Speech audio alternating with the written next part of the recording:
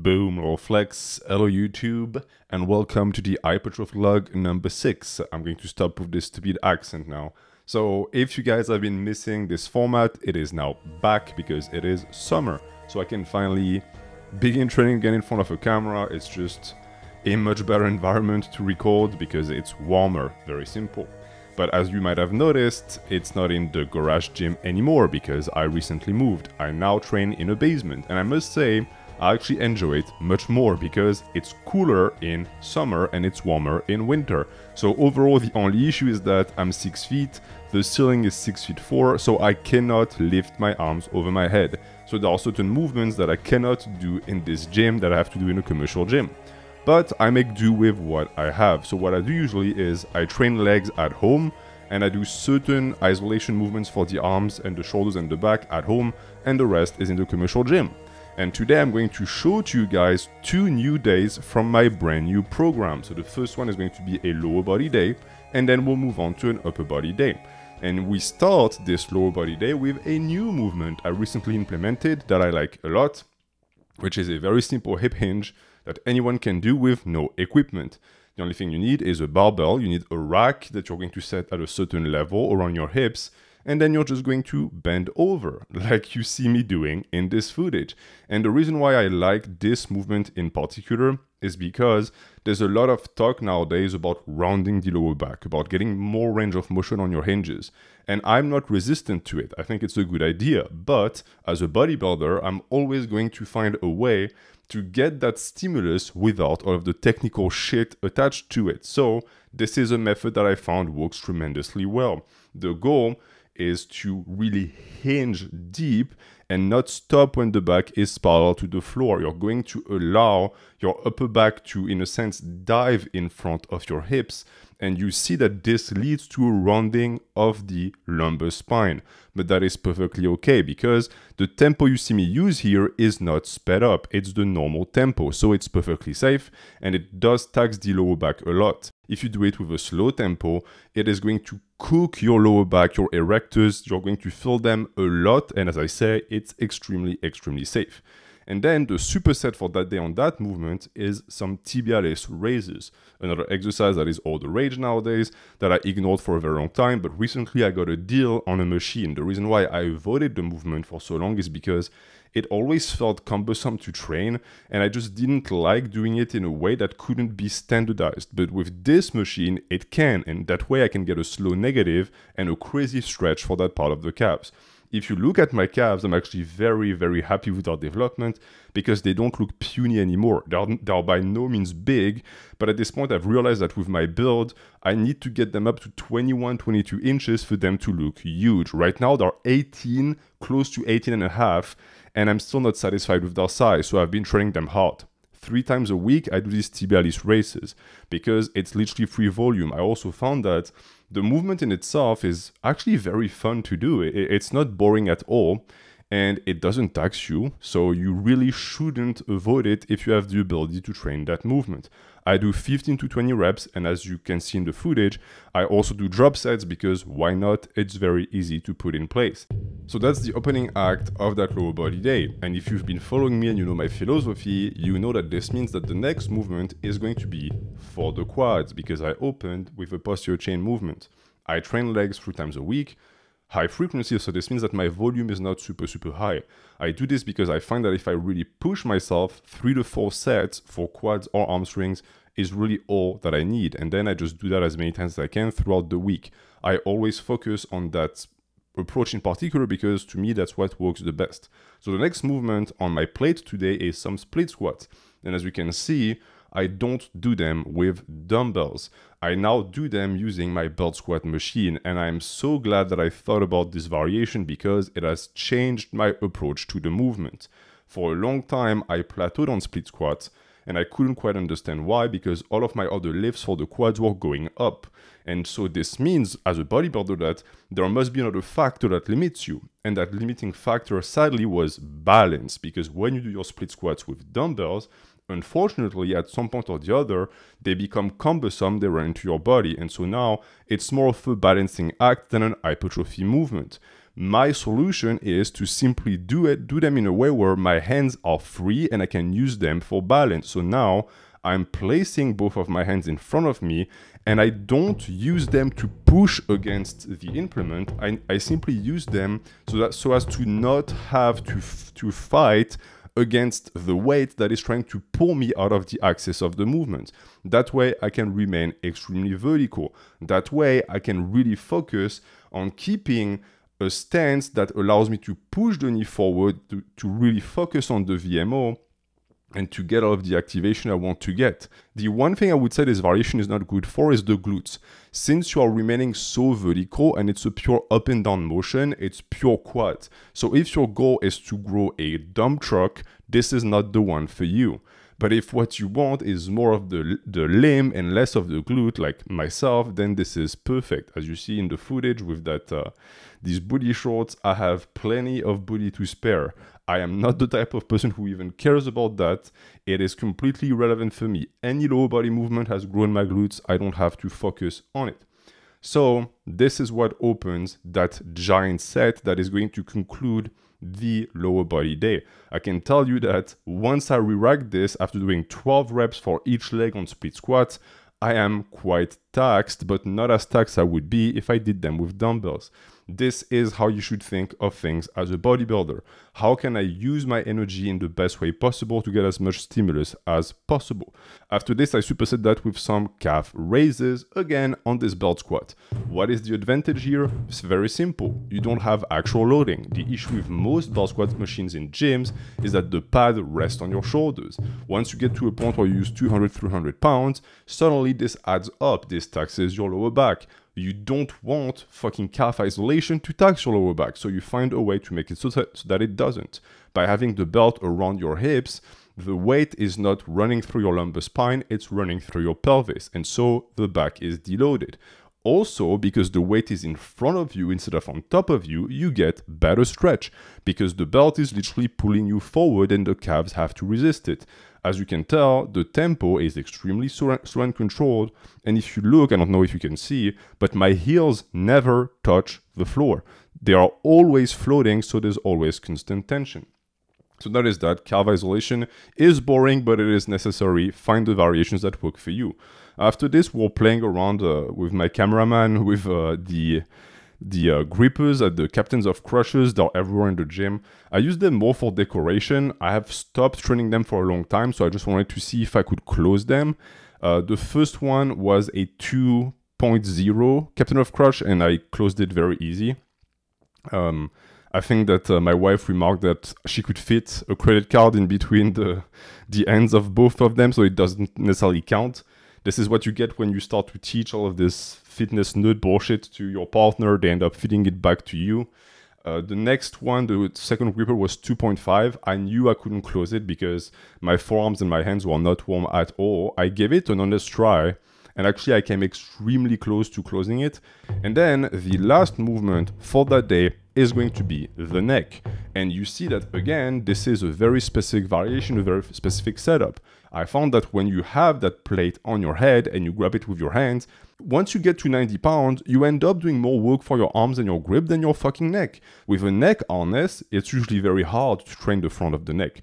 But if you have a preacher curl in your gym, you can do exactly what I'm doing here. You set your back against that preacher curl, and then the weight that dangles from the chain is going to float. It's not going to touch anything. And here you can really, really feel the stretch on the front of that neck. And again, fair warning, it's brutal as fuck. If you used to be the guy doing neck curls with 90 pounds, you will get humbled by 40 pounds. Humbled. You might not even be able to do it. And I highly recommend when you do this, my face is so fucking funny. When you do this movement, I highly recommend you do a slow tempo and you always get ready to grab the buckles around your head, because if your neck hyperextends with weight and you fell, you're not just going to get injured, you're going to get extra injured. I don't want you to die on me. So always be ready to catch that weight and use a weight that you know you can rep for at least 10 repetitions. After that, you can do pause reps and give yourself time in between the reps and really, really get into that range of motion that is going to challenge the ability of your neck to remain flexible and rigid at the same time. That is how you grow. I've seen tremendous growth for my neck for this. Then we're moving on to the upper body day. This video is a double special. And I'm showing you right now the implements I will be using for that upper body day. So the first one is going to be a pin with plates for forearm with a loop that you're going to see a loop around my hand. Then there is this dumbbell that I'm going to use that can go up to 200 pounds. And I'm going to use that to do some chili croc rows for the traps. And I'm also going to do some real delt isolation using this cuff that has become my new best friend to grow my shoulders, that I bring to the gym all the time. I attach to cable stations. This is again a must-have as a bodybuilder in my opinion, but I'll show you when you get to that point how I use it. So, first movement for the day is what I call pronation curls. I have a loop that I place in between my thumb and the rest of the fingers, as deep as possible in the hand, and then I go into a curl, I extend the arm fully, and I then pronate up when I go into the positive. The goal and the idea behind it is that you want to control that negative, you want to stretch that bicep, and on the way up, when the pronator and the brachioradialis are engaged, you want to be more dynamic. This is a movement that I greatly recommend people do. Usually people do the opposite. When they go down, they tend to pronate because that way they're stronger. But by doing this, you limit the stretch of the bicep. And that is not the point of this movement. This is something that I quote-unquote stole from arm wrestlers. It is extremely easy to put in place. You can do it with a pin like I'm showing in this footage. I only, quote-unquote only, use 40 pounds. And for me, it's already a challenge for reps of 12. Looking at my physique now, as the title indicates, this is peak bulk. I'm very, very happy with what I accomplished. As you can tell, the shoulders have greatly improved, the traps have greatly improved, and that is strictly from isolation and taking presses more seriously in a commercial gym. The rest hasn't moved much. The chest has improved a bit because my dips have gotten much stronger. But outside of that, what I really like about this package is the fact that I'm still relatively lean. And this is something that is extremely important for me because I've overbulked in the past. So the fact that I still have a visible six-pack without flexing, that I still have relatively trim waist, even though my waist is naturally big, all of these are signs to me that I'm doing a really good job because I put on 10 pounds in the past 2 years, which is extremely slow, yes, but these are pounds of quality mass. And this is what I will be doing for the rest of my lifting journey. I will only do a cut if I want to compete one day. The rest of the time, it's going to be maintenance in the summer and bulking, very slow bulking in the winter, because this is what has fueled my progression and my performance. And this is what has made it possible for me to stay in love with the gym. Because when you keep getting PRs, when you keep improving at my level, there is no way you're going to stop. You're going to keep doing this as long as you're alive. So the next movement is an isolation for the real delt. Something that I've started to do, not for size at all, but to rehab my shoulders, because for the longest time, every time I would do horizontal presses seriously for a while, I would get that weird pain in my shoulder, not in the front, but in the back. And I was like, what the fuck is this? Is this an AC joint problem?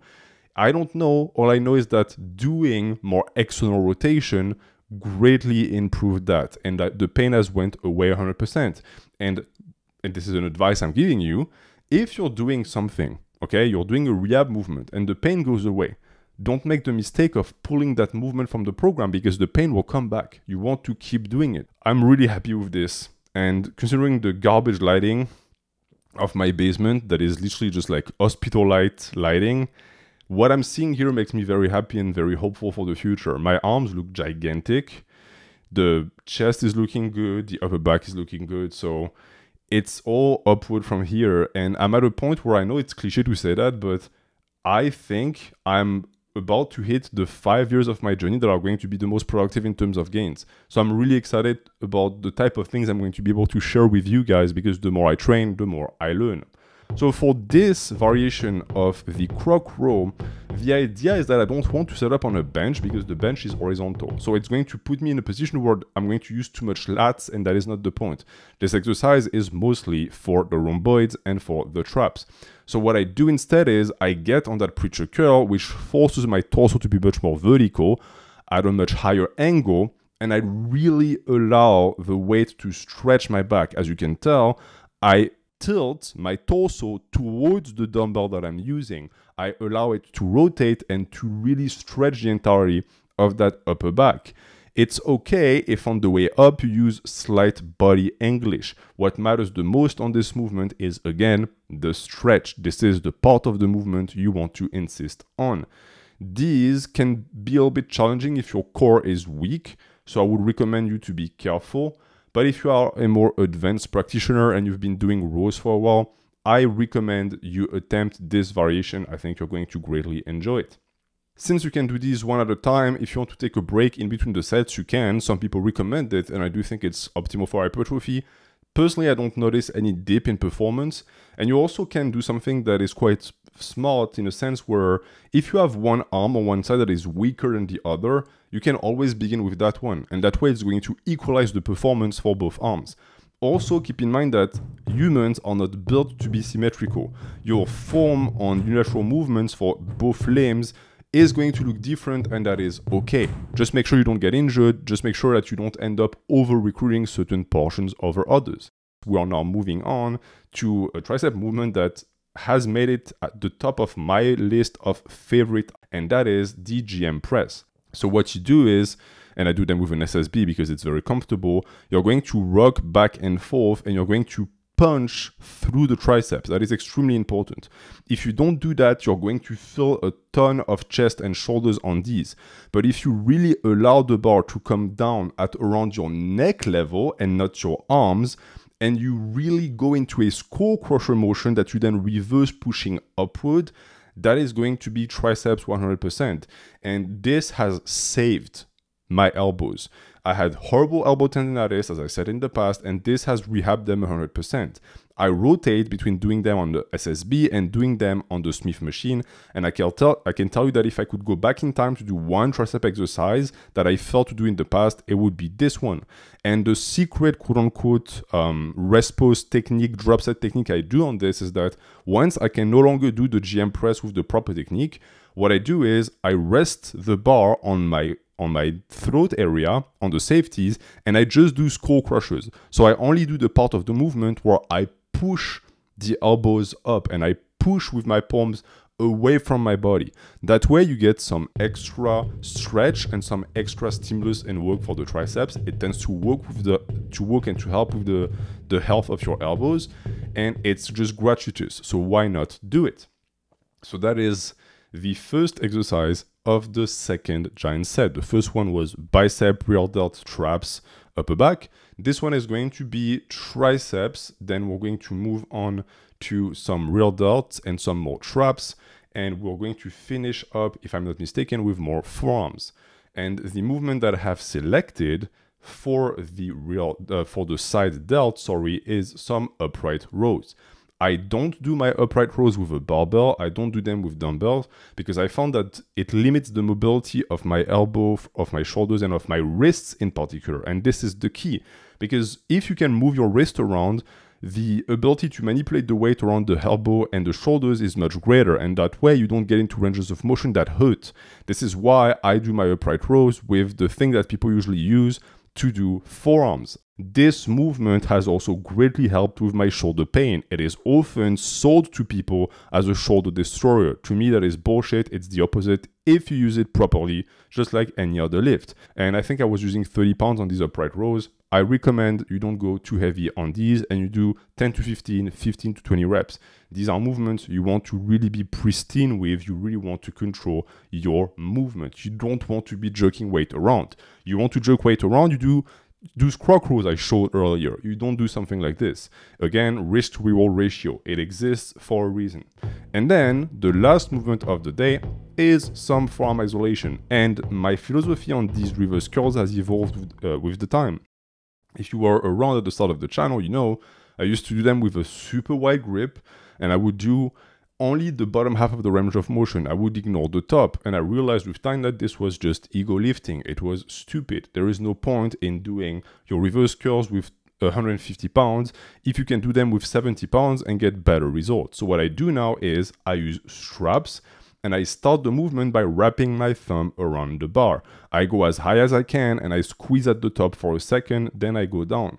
Once I hit failure with that technique, I removed the thumb. So as you can see, my thumbs are not even on the bar anymore. I point them up. This is just one of the many movements I use for my forearms that have grown tremendously with this book. People who tell you that having small forearms is a curse and can never be changed are liars. If you train them directly, they will change. And that is the end of this hypertrophy log. It flew by, I had so much to tell you guys. So my goal for this summer is to put out 5 of these logs. And if you want to support me in that effort, if you want to see more episodes like this, you can support the channel on Ko-fi. First link in the description. Any help is appreciated. Thank you for watching. Have a good night.